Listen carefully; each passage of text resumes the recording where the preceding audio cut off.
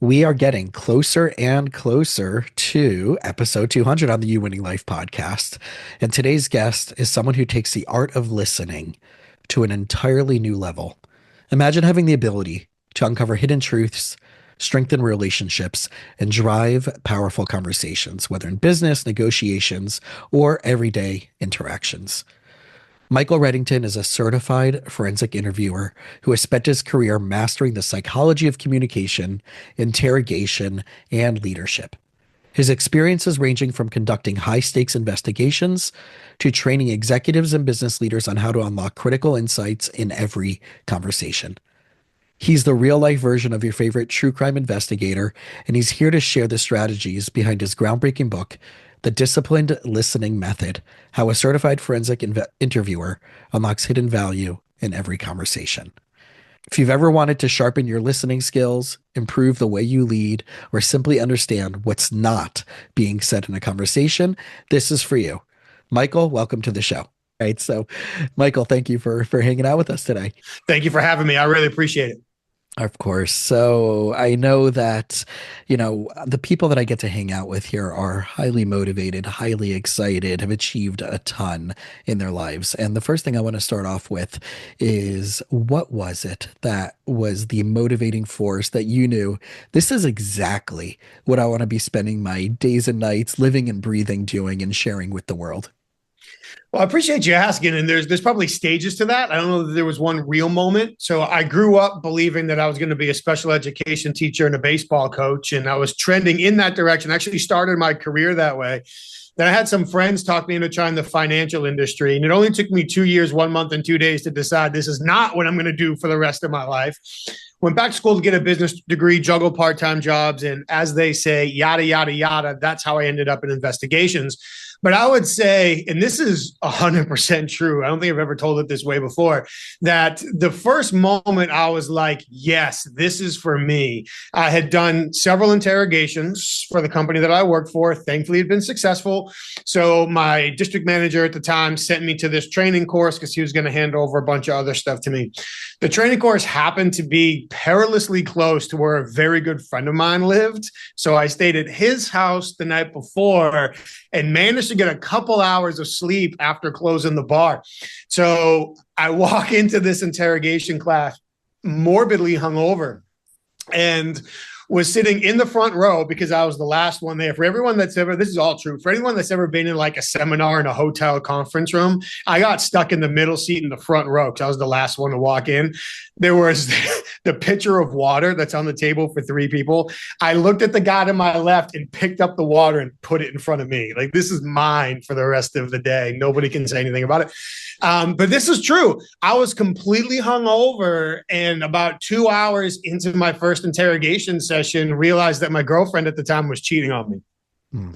And I was like, you know what? Now that I'm putting all these dots together, I think I can be good at this. Like, I think this is for me. And so as my interrogation career continued to build and I continued to have success, I ended up having some mentors, as anybody who has success in their career does. And they breathed that passion into me.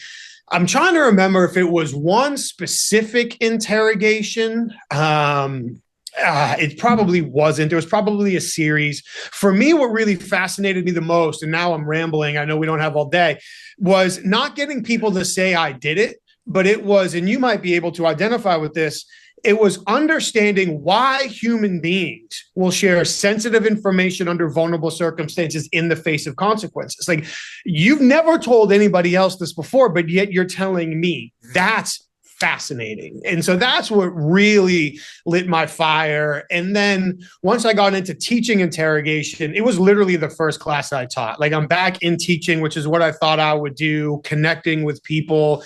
And then to do what I do now, to finally wrap up answering a question I think you asked me 25 minutes ago, I was working with a group of CEOs in Ireland, and one of them really took me under his wing. Porrig, the guy that brought me out there, he's amazing. And he was one of several, but he was probably the tipping point where he really got me fired up about taking what I was doing in investigation rooms and bringing it to the business world and the world outside of interview and interrogation. So I would say that those would be sort of the stepping stones or the dominoes, if you will, how they fell and how I ended up doing what I'm doing. But you are right. I definitely feel like I'm doing what I'm supposed to be. It's so exciting to hear this because, the first thing I always talk to my clients about and that I'm always pushing myself personally for is, seizing in your mission and your purpose and asking good questions is quintessential to making that happen. And as a therapist, the funny thing is when I was deciding which therapy program to go to or what I wanted to do, actually, there was a quick story. I was working in student programming on a college campus, and I wasn't sure if I was returning to this position. And one of my students who was finishing her senior year and graduating was actually going to a conflict resolution program as a master's degree.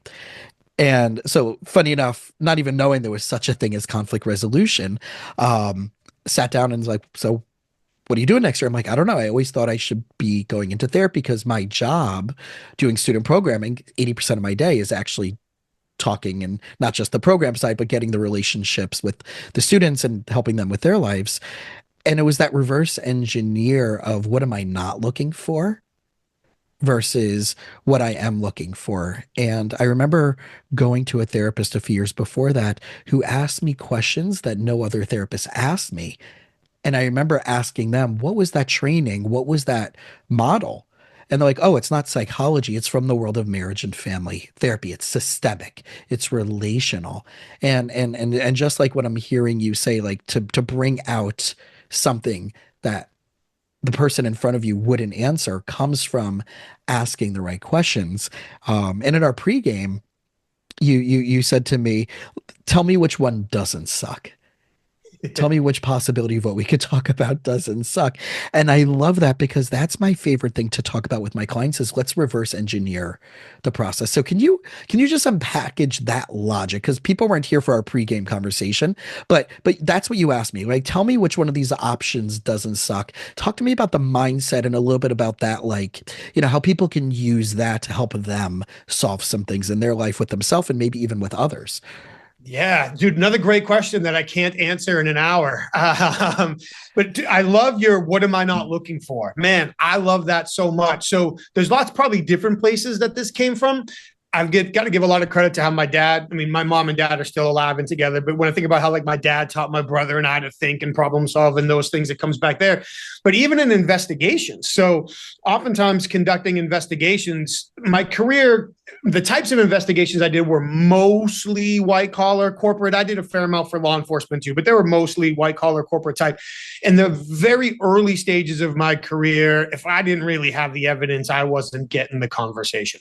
But as my career went on, those variables got kind of shifted depending. And then towards the end of my investigations career, we never had evidence. Like if somebody had evidence, why would they pay us to come in? So in order to really make sure that we were trying to solve the right problems, asking us that, what am I missing? What am I not seeing? What am I not thinking about? Asking ourselves those questions, either individually or with our investigation teams, became critical because there's always something we don't know. Always. Maybe it's important, maybe it's not, but it's always out there. So honestly, a funny way that I learned, you mentioned reverse engineering, which is one of my favorite phrases. When I went back to school and I was juggling those part-time jobs that I yada over, one of them was an elevator mechanic. I was an assistant elevator mechanic. The guy I worked for ended up being one of my biggest life mentors ever. And there's funny accidental stories about how this all came together. But there were multiple times where we thought the elevator was done. We hit the button and nothing moves. And talk about like I don't want to swear in your podcast, but an oh crap moment, right? Like, well, I thought we were done. Now what do I do? But the problem solving was reverse engineering. You start with the last thing you did, and then you kind of move backwards towards the first, and you go through the most likely issues and opportunities. So that whole thought process of reverse engineering problem solving, I guess, was first formalized for me in that environment, but then came through in interrogations. So I love that outlook of what am I missing? In fact, this still comes up occasionally, but when I used to teach investigations and when I used to teach interrogations, now I spend most of my time working with leadership teams and sales teams and HR teams, teaching them how to employ these strategic observation and persuasive communication techniques in their conversations. But in investigations, I used to straight up tell people, your job is to investigate to try to prove people innocent. And then I would watch them look at me like I was the crazy person in the room, which for a record, I might have been, just not for this reason. And it was, if you go in trying to investigate to prove somebody that you're guilty, you will find a reason to think they're guilty. You will find a reason to think my mom committed a crime and she's a saint. But if you go in and you think, well, wait a minute, I got to try to prove this person innocent. Now, to your point, I'm forcing myself to answer the questions I didn't think of, to consider these other possibilities, to turn over as many rocks as I can. And now at the end of this process, if I can't prove that somebody's innocent, that doesn't mean they're guilty, but it's much more likely that I'm on the right track with the right person and I'm open to these additional opportunities. So hopefully I managed to answer your question. I'd love to drone on it, but man, Yeah. just hearing you say that, I love it. Well, I can see this situation, with someone who's working, young professional.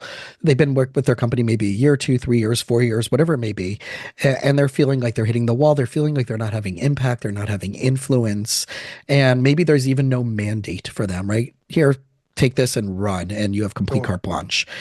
Right. The one side is I hear a lot from my entrepreneurial clients that one, there's no clarity. Two, they don't feel like the higher ups are really rooting for them, supporting them. It's just kind of like report back to me, do the job or consequences. Right. Sure. So I'm wondering, taking this approach, right? This idea that the innocence, but in this situation, your higher ups are looking for you in favor. They are wanting you to succeed. Yeah.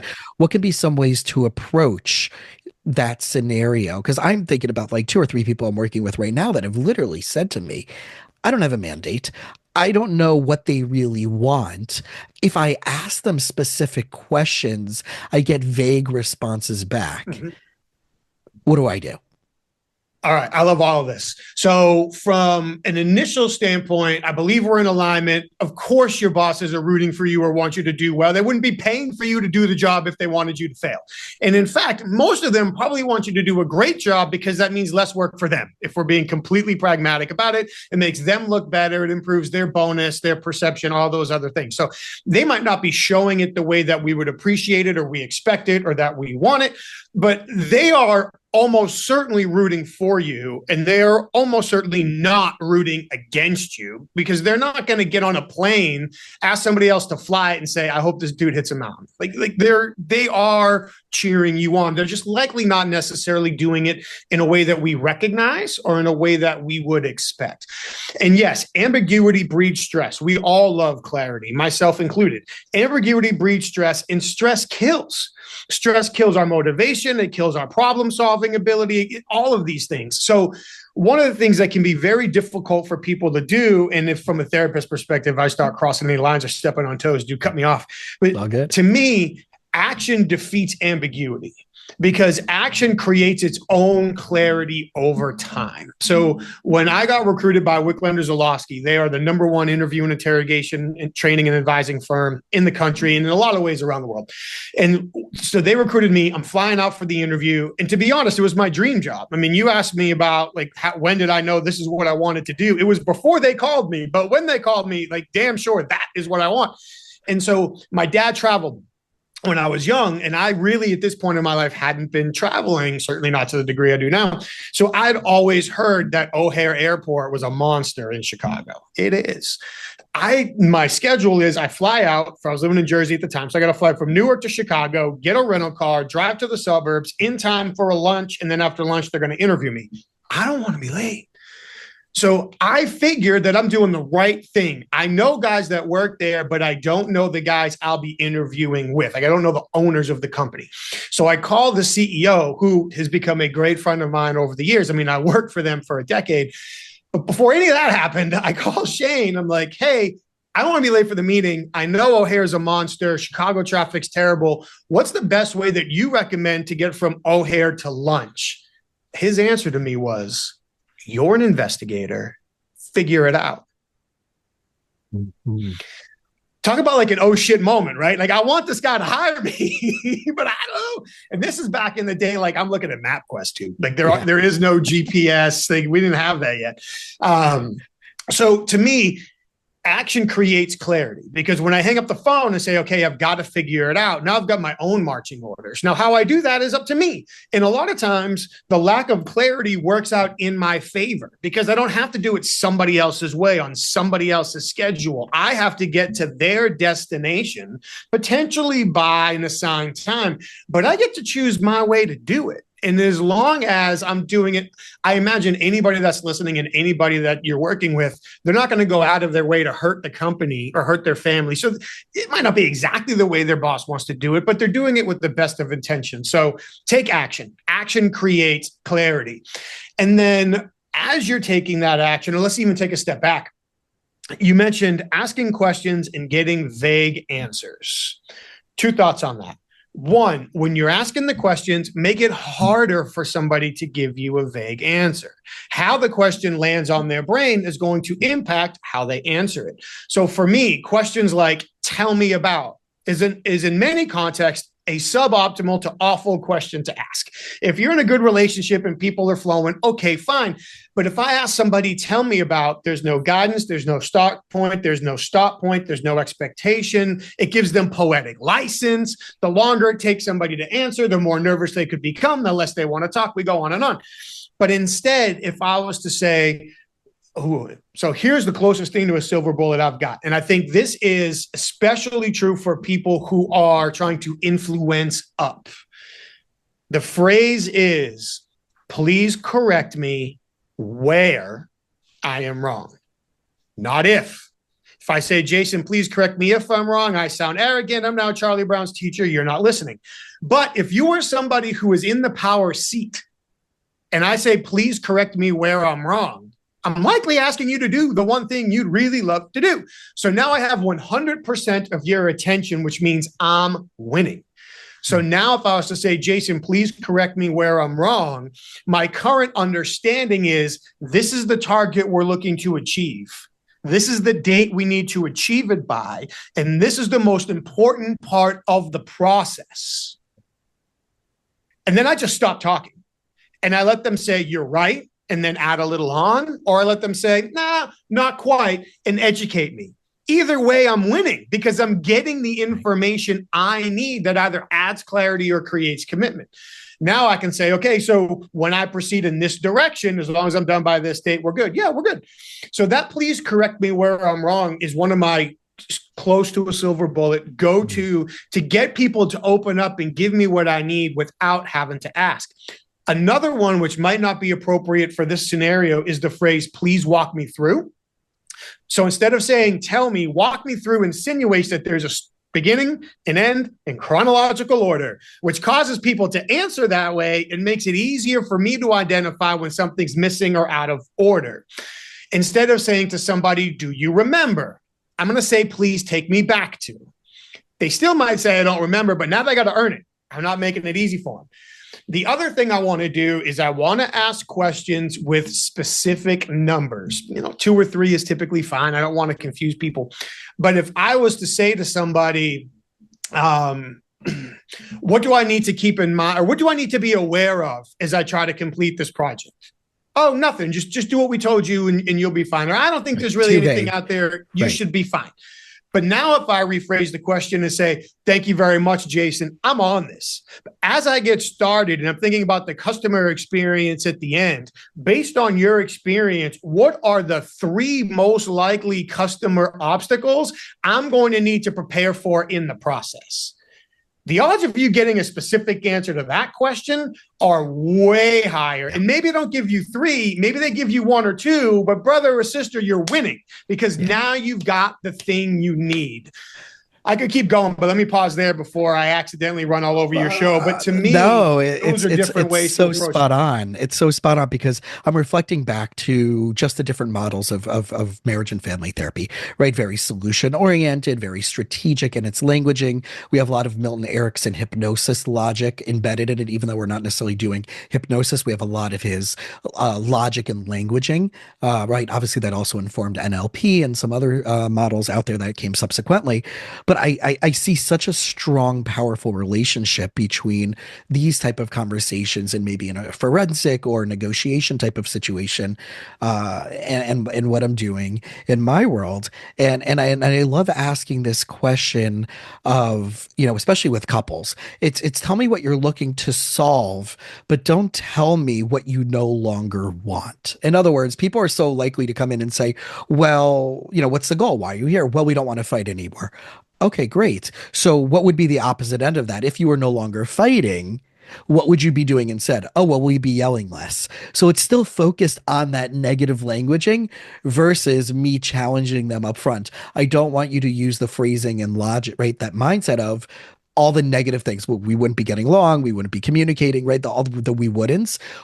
If those things were solved, what would that then allow you to do without that negative framework? And it takes them sometimes me challenging them and stopping them two, three, four, five times because our brain and our neurology is so wired that way. So I love hearing what you're saying in that regards of, well, okay, so what are the two things you and your partner can be doing now? You and your spouse can be doing, you and your child can be doing that is now freed up that you've always wanted to do that you haven't been getting around to do because of those things that you no longer want.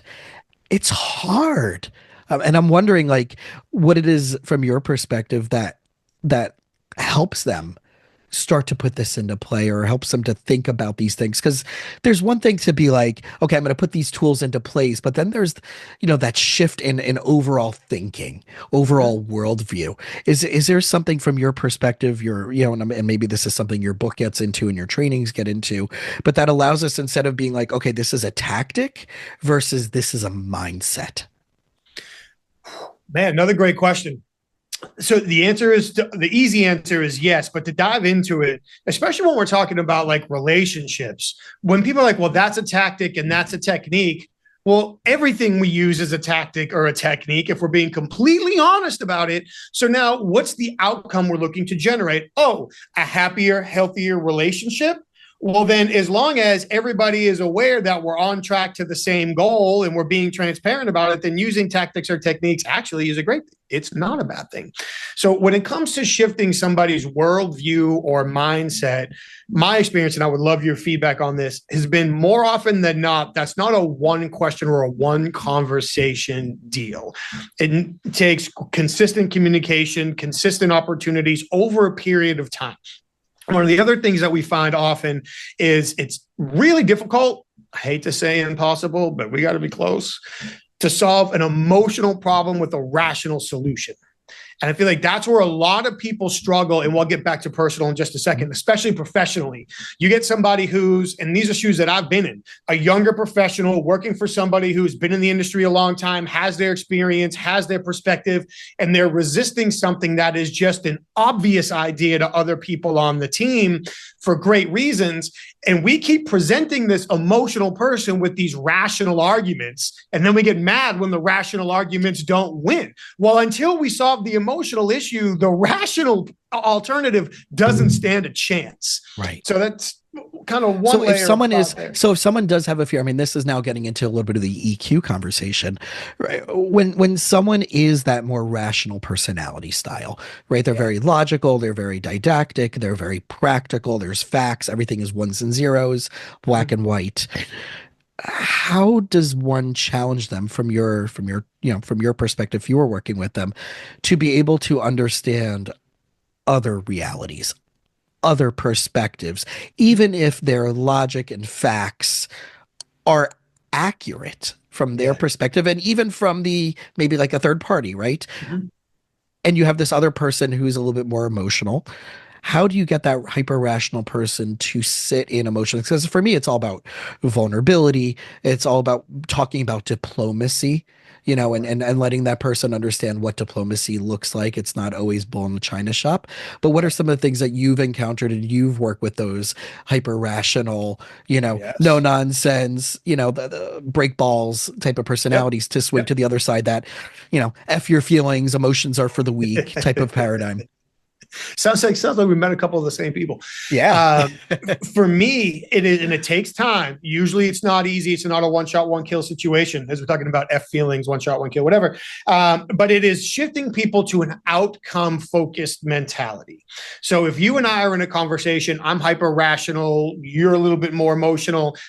This actually just happened to me last week. A buddy of mine called. He's a financial advisor.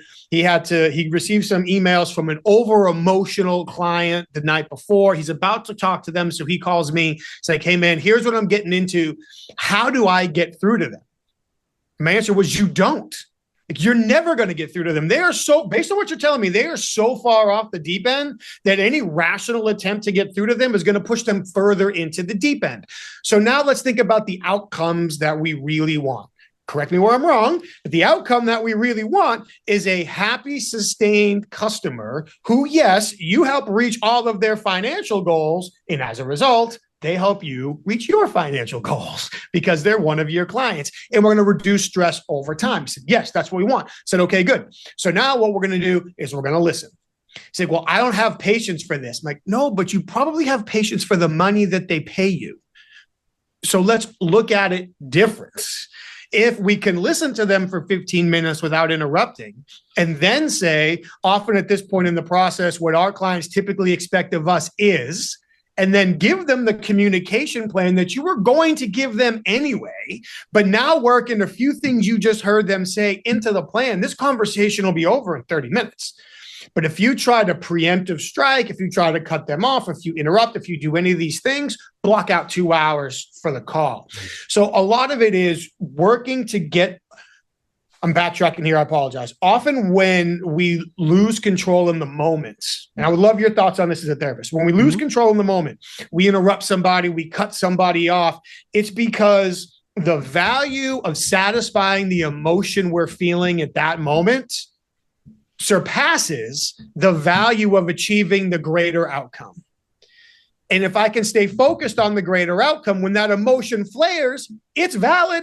I can be right. I can tap myself on the back for why I'm angry, frustrated, impatient, whatever, but then I can swallow it. And I can wait until I have a more appropriate course of action because the outcome is more valuable than the emotion. So it's a longer path, but trying to get people to think that way. And then the last thing I try to coach people, not the last thing, but for this answer, one of the other things I try to coach people to do is think to yourselves, that's a valid perspective. It might be invalid to you, but it's valid for them. So in my mind, if I can say, well, you're supposed to think that way, that's a valid perspective. This is probably going to be the lamest analogy anyone's ever used on your show. But it's like if you have two boxers or two martial artists getting ready for a fight. Of course, they're talking bad about each other. Well, right. He's too afraid to fight. He's trying to get out of it. He's dodging me. He won't stand up. He won't wrestle. They're supposed to say those things because they're trying to get the other guy to fight them. Maybe they think them, maybe they don't, but that's what they do. I'm not getting into politics, but some of these are negotiations that bleed into the media. Yeah. They're supposed to say these things, whether they believe them or not, because it's how the game is played. So if we can understand that, we can do a better job compartmentalizing our emotions to valid perspective, focus on the outcome, and then find the right path forward. Yeah, I'm just resonating on the Cobra Kai and No Mercy, yeah. As I just finished the last episodes of the new series. But nice. Right. So I think a lot of this has to do with self-awareness at the end of the day, and it's not a light switch where you either have it or not. There is probably an infinite amount of layers and levels to self-awareness, and when you're saying this person can have a valid point of view, even if I think it's invalid, that takes a massive ego check that I would dare to say a lot of people don't know yet how to process that. And if you're struggling with that, that's where a good therapist comes in to work on that, because if it's showing up in one area, it's probably showing up in other areas. And I see this all the time in my couples. I see this all the time in the entrepreneurial space. I see this a lot of time with those very high powered entrepreneurs that are, again, sometimes they could be the bulldozers, even though they have big hearts, but they're not, it's vulnerable and scary to show that big heart that they have.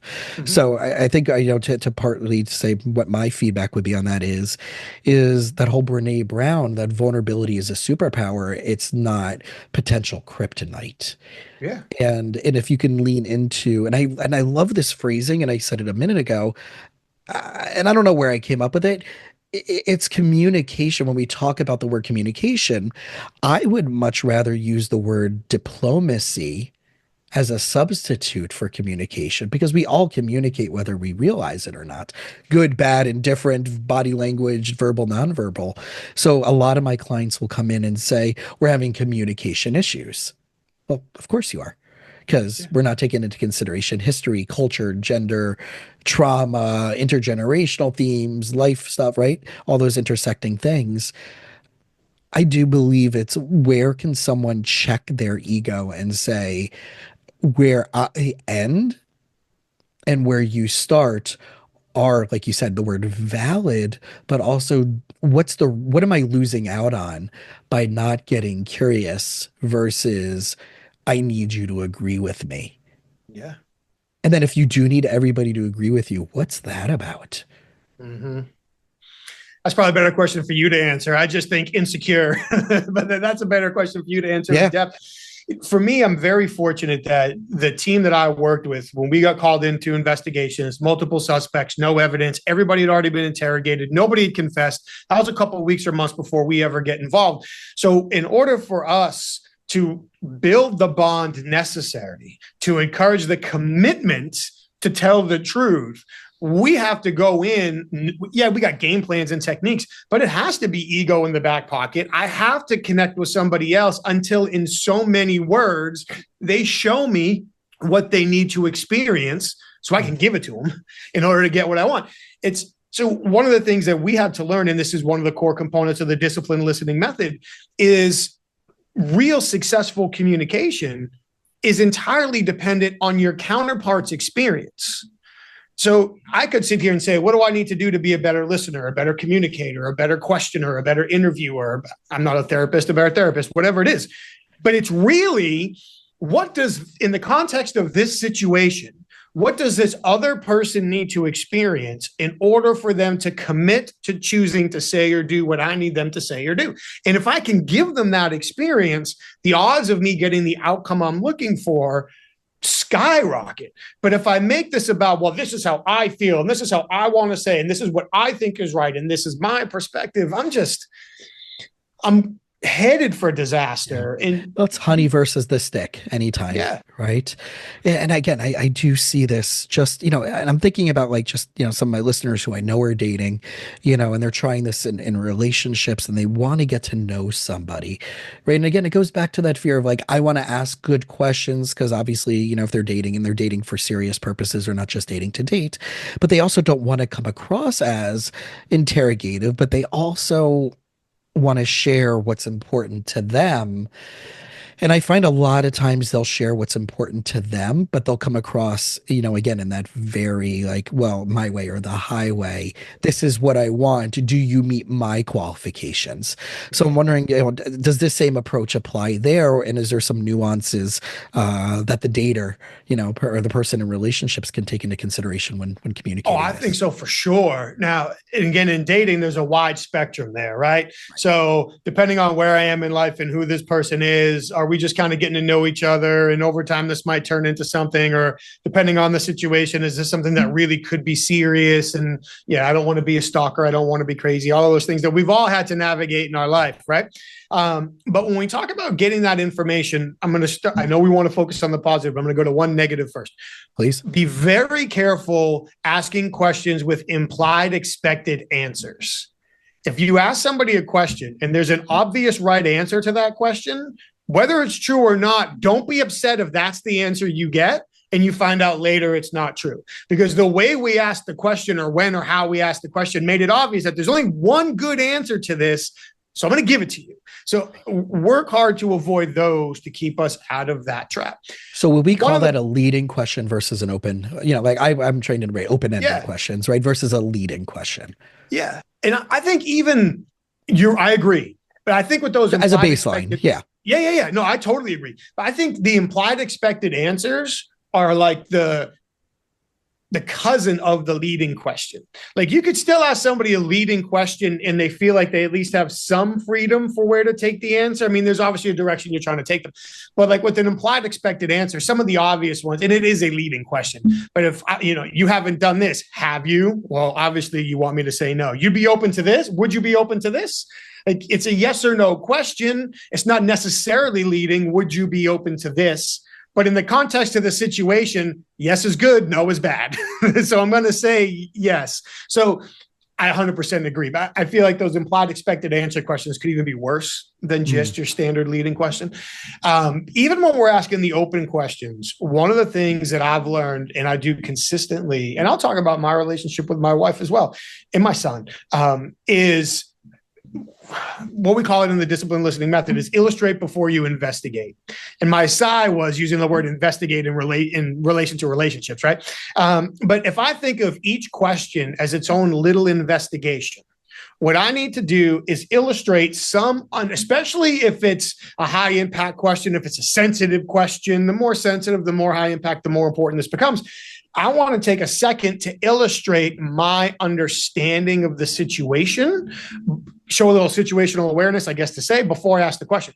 So if I'm dating somebody and I want to figure out what's something that won't get me canceled, let's just say if they might want to have kids in the future or something like that. I think that's pretty fair depending on how serious the dating is.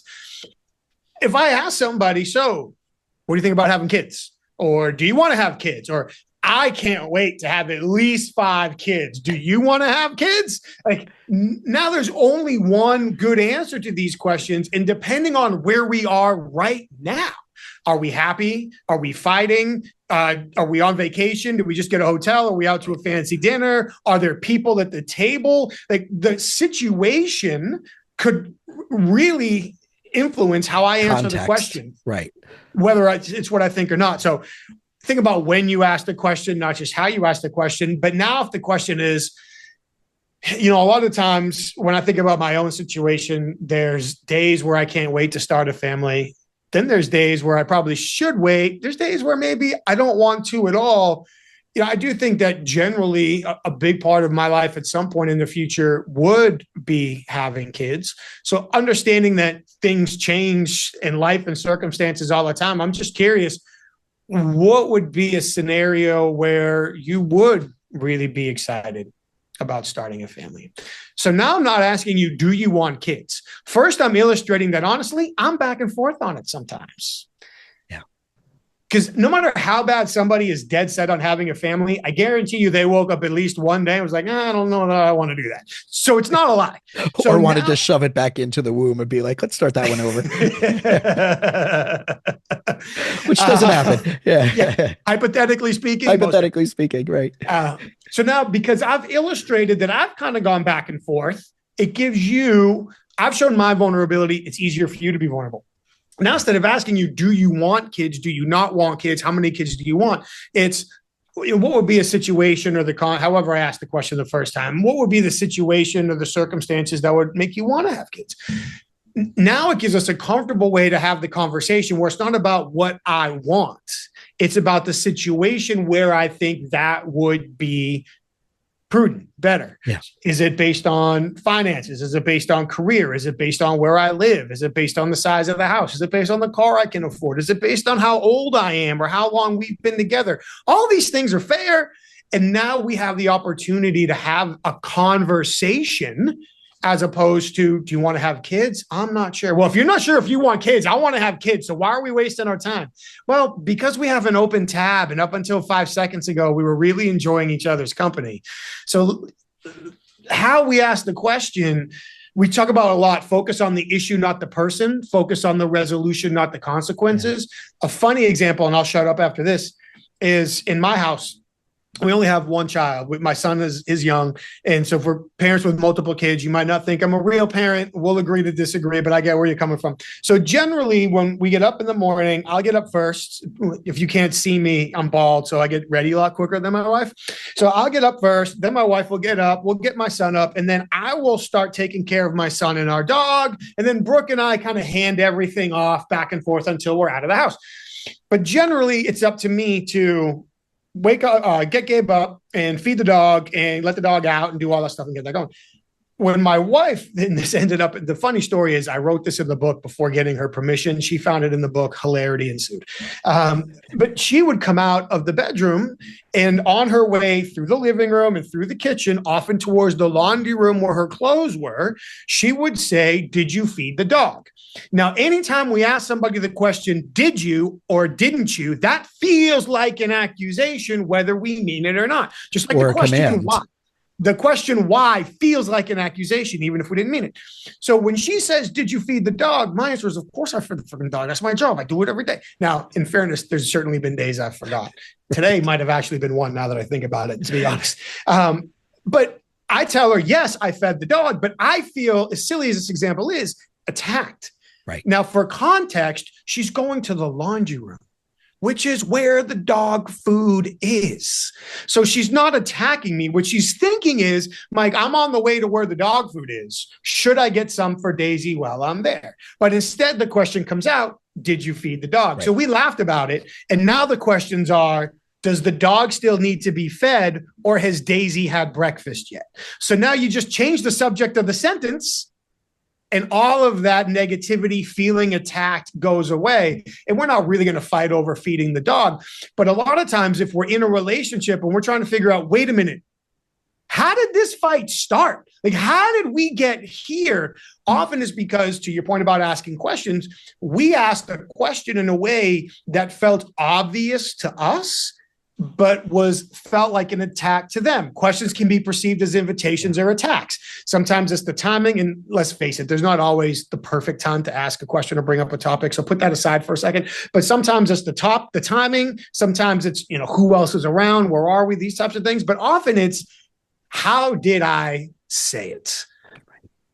Diplomacy. Yeah. And I'm reflecting just on two things. One is in the business world where they talk about handling objections, right? And all of the ways that you can hear what they're saying, but then make it much more macro by reflecting back their wording and maybe even implying, I'm wondering if this is what you really meant by that. Help me understand, or help correct me if I'm wrong, right? Like you said before, that help me, right? Correct me if I'm wrong or where I'm wrong.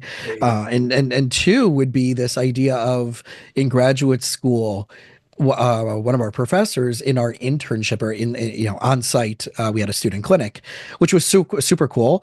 Many people don't know this, that we had something called a reflecting team, which is big in the MFT, marriage and family therapy world, where you have the student therapist, or sometimes even a licensed therapist, in the therapy room, and you have the one-way mirror where the team can call in. So it's kind of very much like what you see on TV with observations and FBO, all those type of things, except we're there to help out, right?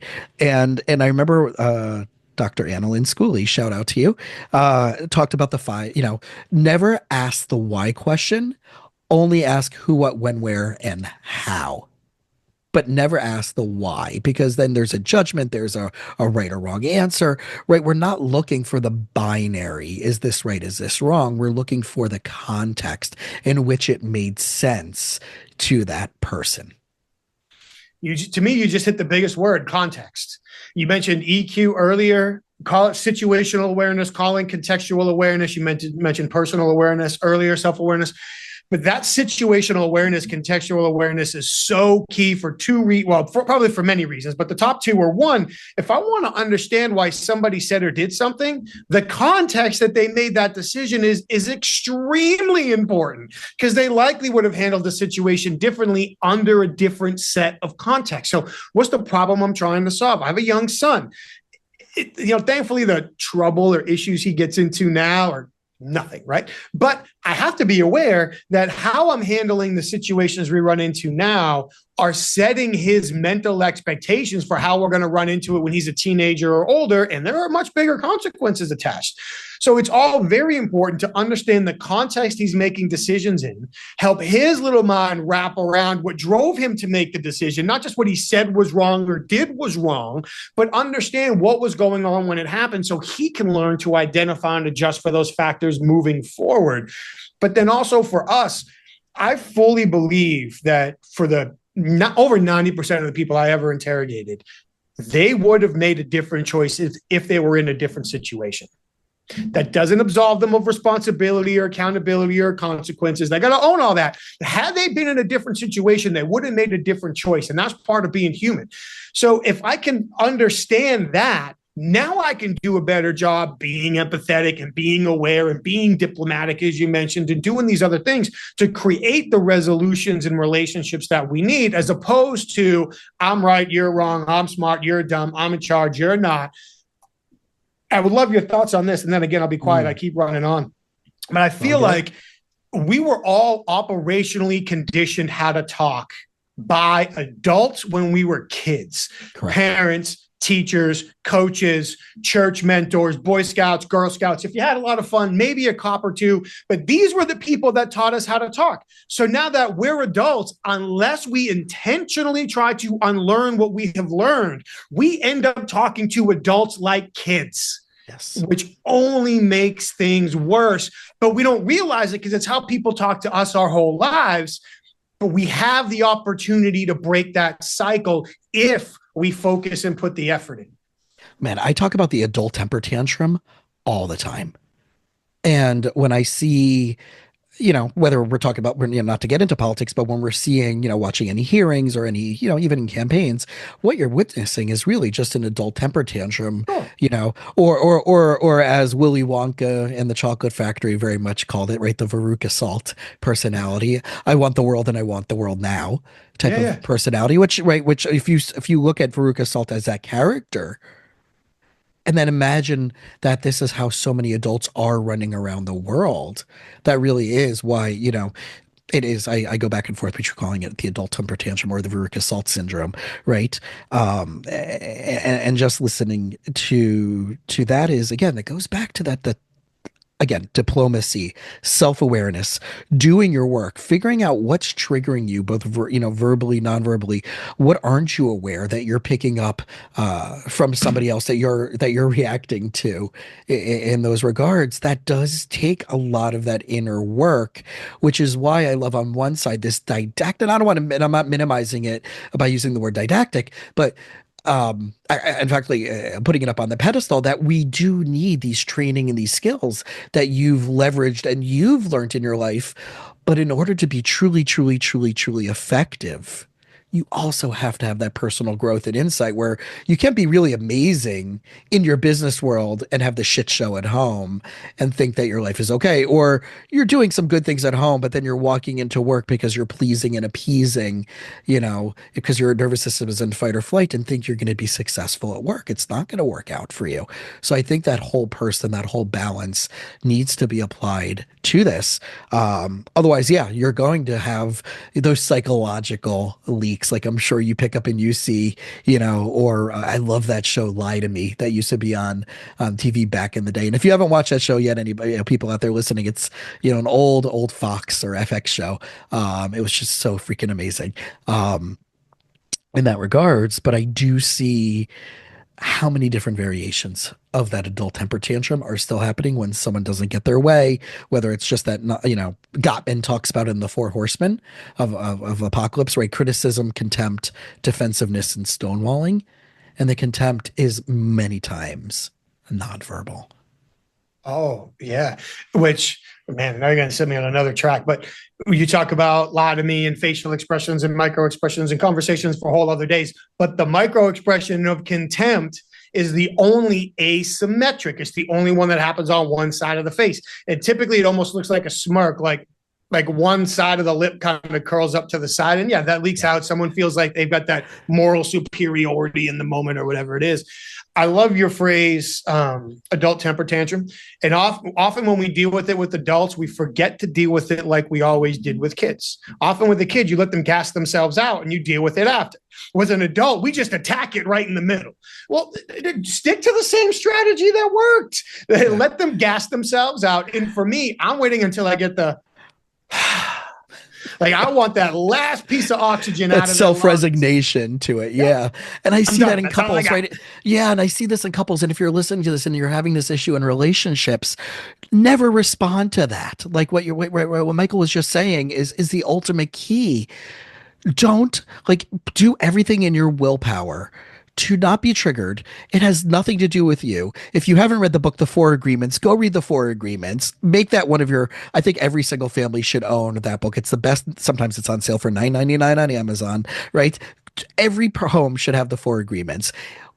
It's not about you. It's their shit that they're projecting on you. And if you take the bait, it's your fault. Sorry, it's your fault. It's your work to be done. If you can go, like Michael just said, wait till they gas themselves out, wait till they exhaust them, and even pivot to a different part of the conversation. Even don't even attend to that. But if you lose, right, if your nervous system is jacked up and hijacked and flooded, get that fixed, get that repaired. That's the only key to starting a foundation of success in that dynamic. I agree completely, and I'll see you in Raise. One of the things that I had to learn through interrogation is that it was important for me to accept whatever somebody was projecting themselves as, the bully, the victim, the person who really cares, pick a label, right? But to me, I had to just accept that this is how they want to be seen right now. And once I know how you want to be seen right now, I can flip to the right page in my playbook, and then I can be the right person to balance this out for the conversation. And the one I run into a lot, especially in business, is I've got a boss or a customer or somebody who they want to be the bully all the time. Cool. I wish they weren't. But we're not going to change them from that. So now understand that that's how they want to be seen. So now, to your point, this isn't about you. They'd be acting this way to anybody else who was wearing your shoes and standing in front of them right now. So put that away and think to yourself, all right, dude, you want to be a bully today? I wish you weren't, but seeing you declared early who you want to be, you gave me plenty of time to get to the right page and figure out who I need to be to use your approach to get me to where I want to go. So I couldn't agree more. Yeah. Yeah. What a good place for you to share about the book and about the website and everything you're doing. So, and also you have the podcast. So let's just take a few minutes and share a little bit about those. I appreciate you asking. Thank you very much. So the book is called The Disciplined Listening Method, How a Certified Forensic Interviewer Uncovers Hidden Value in Everyday Conversations. And it really is, I hate to use the word thorough because like we talked in the beginning, I missed something somewhere. There's no doubt about it. Nobody wants to read a 600-page book, as my publisher told me. But it is hopefully an exhaustive look at research, experience, and stories from the world of investigative interviewing, business conversations, and family conversations to give people the strategic observation and persuasive communication skills in order to encourage people to share sensitive information under vulnerable circumstances in the face of consequences. And everything we talked about today and so much more is there. If people are interested in the book, learning more about the book, it's available on Amazon and Barnes & Noble. If they want to learn more about it first, the website is disciplinedlistening.com, which is also where they can find the podcast. It's called I See What You're Saying, the Disciplined Listening Podcast. And we have guests on from all over the place to talk about unique perspectives on how we can improve and employ different communication techniques. If they're looking for more for me, that's at michaelreddington.com. All of my interviews and articles and things are there. The company is Inquasive, INQUASIVE.com. So if anyone's interested in the training programs that companies ask us to facilitate for their leadership teams, management teams, sales teams, HR teams, they can find that all there.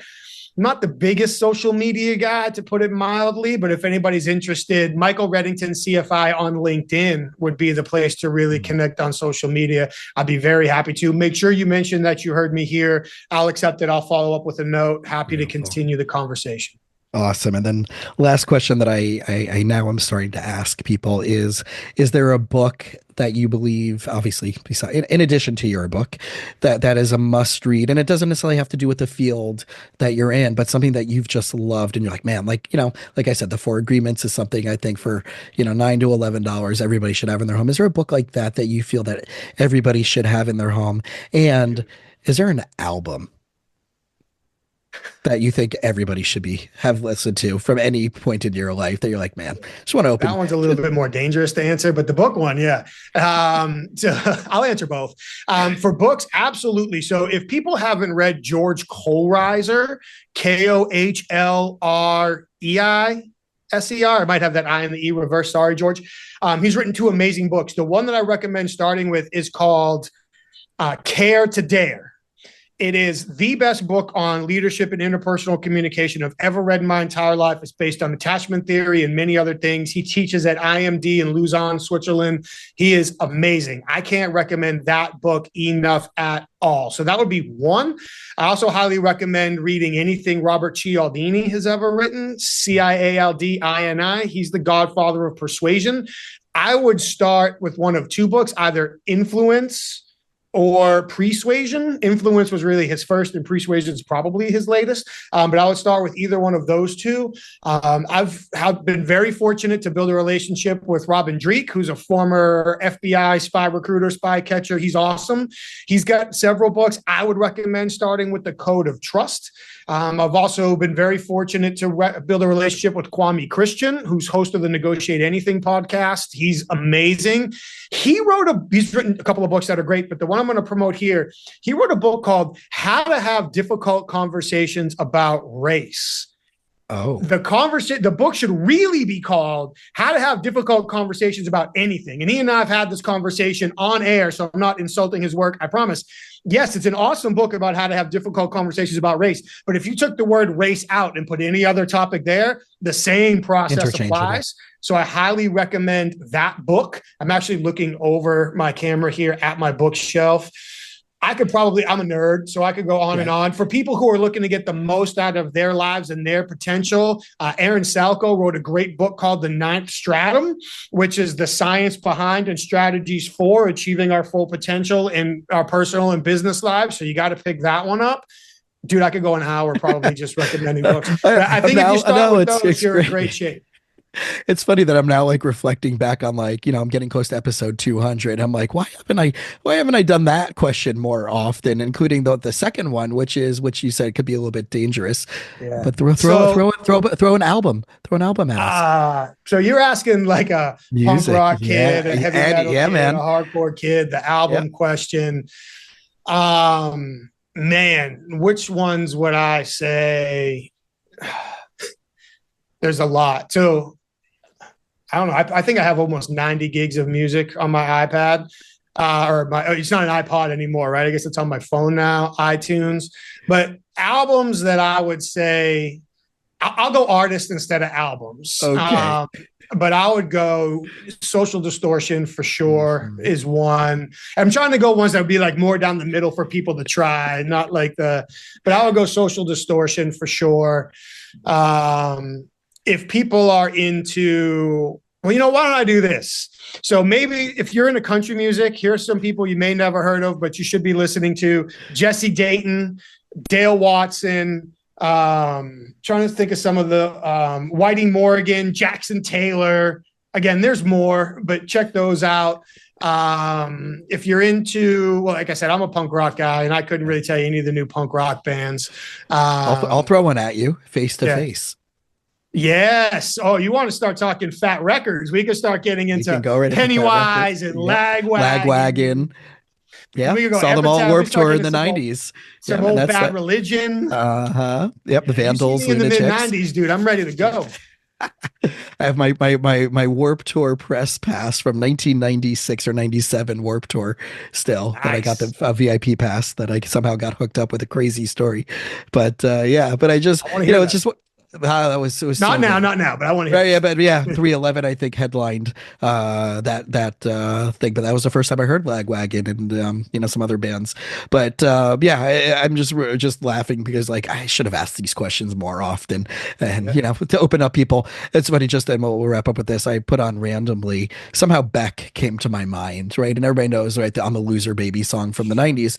But what an amazing like just going through some of the playlists streaming yesterday, just the melodies in the song and the craftsmanship that people don't know besides like that where it's at and I'm a Loser were the two biggest songs he ever, but he's got some really beautiful melodic, we're talking about like 90s alternative rock and even the 2000s, but just someone who I re-stumbled back on and have just in the last 24 hours of like people need to go back and take a look at Beck one more Yeah. time and just listen to stuff that wasn't on the radio. So Yes, anyway, please. Michael, Whatever you yeah, listen to, not what's on the radio.